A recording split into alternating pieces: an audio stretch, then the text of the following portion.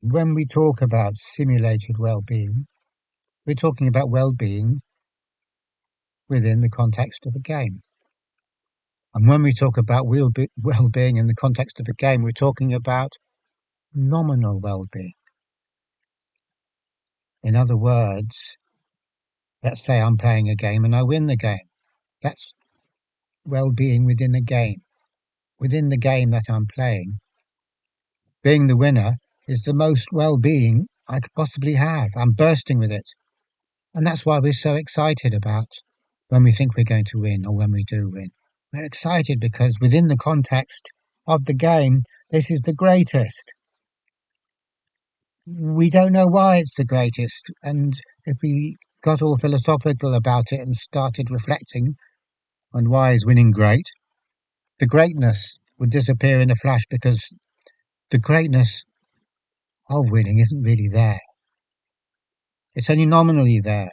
So we can think of the nominal realm as just like being writing on a page. So the word winner comes up, you're a winner, I automatically feel good because of the words. Obviously not just because of the marks on the page, but because of what that symbolizes, what it signifies. It signifies within the context of the game the greatest thing that ever could be, the super great thing. We all know how great winning is. We all know how great it is to be successful. It's the ultimate. It's like when people are competing in some kind of TV kind of show. Each and every person, if they get close to being the winner, will say, in all sincerity, I want to win. I'm dying to win. I would do anything to win. So excited about winning. That's how a game works. But there's nothing there. It's like walking through a paper wall. You walk through it and you realize it was the so-called wall was paper thin, which means it wasn't a wall. So the idea of winning within a game is something we all understand very well. We don't even need to be professional gamers. Obviously, if you're a gamer, then the parallel is even greater. We can think of a little health bar on the corner of the screen, and when I successfully complete the tasks, or when I compete against someone else and I am successful in the competition, my health goes up. So that's simulated well-being. Obviously, there has to be such a thing as simulated well-being within a game. Otherwise, we wouldn't play it. But there's a difference between the well-being that we get in a game or as a result of playing a game and what we could call unconditional well-being, which is well-being that has nothing to do with any games, nothing to do with any rules that we obey, either any tasks that we successfully conclude or don't. So within a game, the happiness, if we can call it that, is entirely dependent upon whether we succeed at the task. So which is why it's entirely depends upon external contingencies. So that's why we're always looking outside when we're playing a game. We're looking. We're not looking within. We're looking without, and we're taking the rules of the game very, very seriously because the rules of the game determine whether we're going to, our knowledge of the rules of the game determine whether we're going to win or lose, whether we're going to have theatrical happiness or theatrical despair. So I'm just missing the point I meant to come to there, which was unconditional well-being doesn't depend on any circumstances. It doesn't depend on whether I can do the task or not do the task. It has absolutely nothing to do with that at all.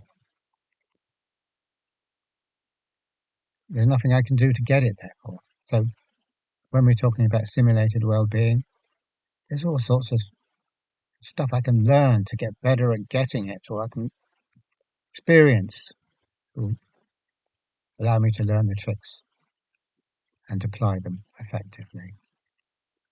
So, well-being, simulated well-being, is obtained via effort and purposeful action and intention and all of that.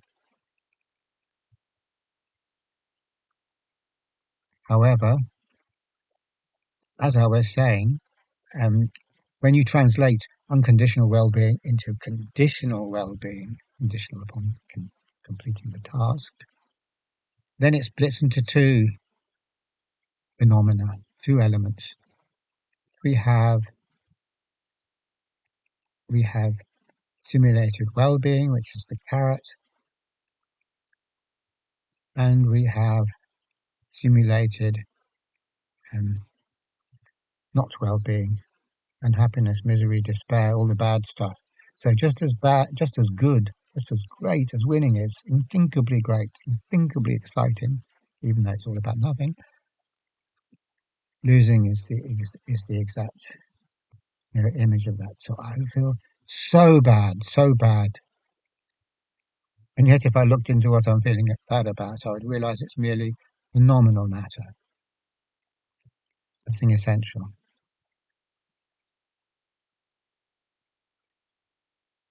So this makes things trickier. Okay, so there's a possibility in everyday unconscious or conditioned life for us to be well in a simulated way. There is that opportunity. Now, we have to kind of point out the whole time that we're not aware that this is simulated well-being. That would make a joke of the whole thing. In that case, all my actions would be ironic. And they're not. My actions are concrete, they're literal. I really, really think that simulated well-being is proper well-being, the only sort of well-being it ever could be. So there's no awareness of the fact that I'm now in an analog world, and it's a lower analog of unconditioned well-being, which has no opposite. It's like space, it has no opposite. It's not a statement of a particular fact. It's outside of our framework, the framework which we use to determine everything is beyond the framework. So it really has nothing to do at all with the game, if we're playing a game. But the problem is, so we've now entered into this domain, this theatrical domain, where it is possible to have simulated well-being. Isn't that great? Hooray! Simulated well-being. But the flip side of that is that I'm just as liable to get simulated not well-being, simulated despair, etc., etc. So it's not such a great situation because some of us will get the goodies, some of us won't. So this introduces the element of competition. I need to compete, or I need to do better doing the task than other people. And what that does, it reifies the sense of the ego, the self-concept, the one who competes, the one who wants to win, the one who is absolutely hates and fears the idea of losing. So when we play the game, when we adapt to the lower analog world, which isn't the real world, but our mind produces a lower analog world, then what happens is that without knowing it, we are being controlled by our environment, because it's our environment, i.e. the game, that informs everything we do. And the result of this is that who I take myself to be is really a reflection of that environment, that game. If I'm a winner, that means I have very successfully adapted to the game. But if I have very successfully adapted to the game, which means the fit is so good you can't tell the difference, then I am the game. Or, as we call us, could also say, I'm who I am represented by in the game. I am the player. Now, the player, of the game and the game are the same entity, just seen from different sides. So when I become 100% identified with the player of the game, when I really, really think I am the player, and we can tell this because when I think I'm the player, I get awful, literal, awful, serious, awful, concrete. Because the game is it's a mind created thing, it's a formal thing. It is what it is, literally, and it is nothing else. Winning means winning. This rule means that there's no nuance in it. It's completely flat, completely literal. All constructs of thought are completely flat, completely literal. They are what they say they are. They're very specific and nothing else. And yet, because they're so literal, they actually miss the point because by implicitly claiming to be what they say they are, they turn their back on everything else. And reality really is everything else. It's what I don't think things are is what it is.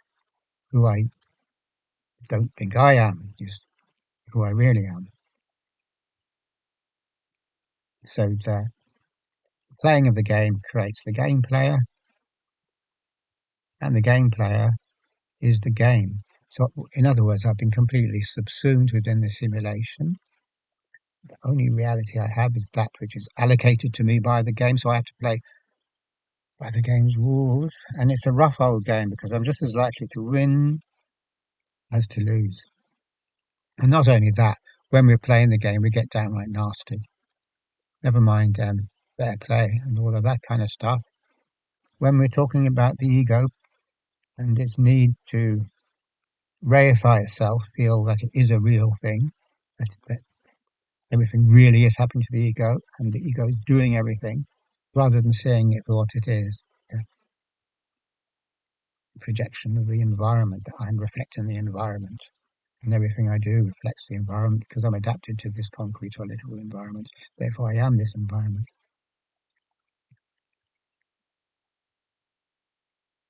So what happens is I've let myself in for a whole load of crap because even if I win, it's rubbish.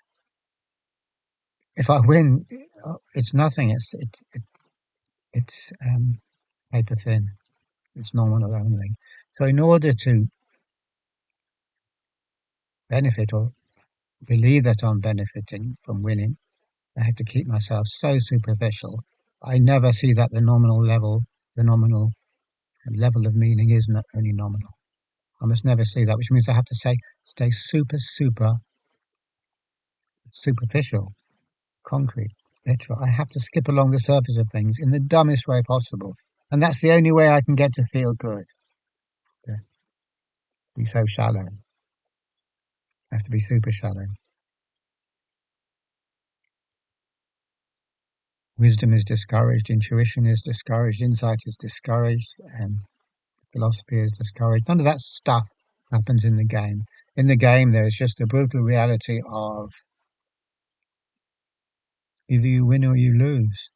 Either life is super great or it's super rotten because you haven't proved yourself. So it's all hanging on this artificial idea of the self, the nominal self, who I am within the game.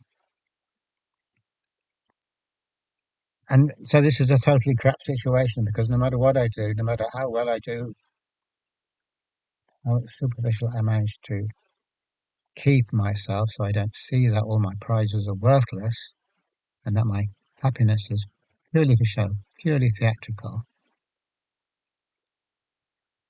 I'm still going to have a bad time because by keeping myself shallow in that way, by sticking to the literal level, which is the level of the system of thought, I am cutting myself from my true being, which is not shallow. No one's true being is shallow. Only who we are led to believe we are, who society says we are, is shallow. Nice and shallow. Nothing behind it at all. It's all nominal. But we can't allow ourselves to see that. So I have to go around the place, cut off from who I am in my true nature, or or what the world is in its true nature, because it all comes down to the same thing. And this means that I'm suffering from a tremendous deficit, a deficit of being, which I cannot see because I do not understand being. All I understand is literal, purposeful doing. I don't know that I have no being, that I have a deficit in being. But at the same time, that is pinching me. It's pinching me real hard. And I am trying to make good that deficit.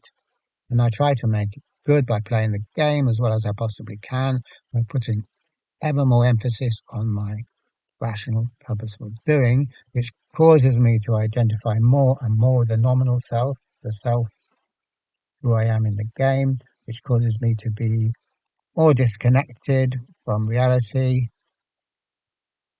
which causes me to get more and more hungry and more ruthless. And that's everyday life.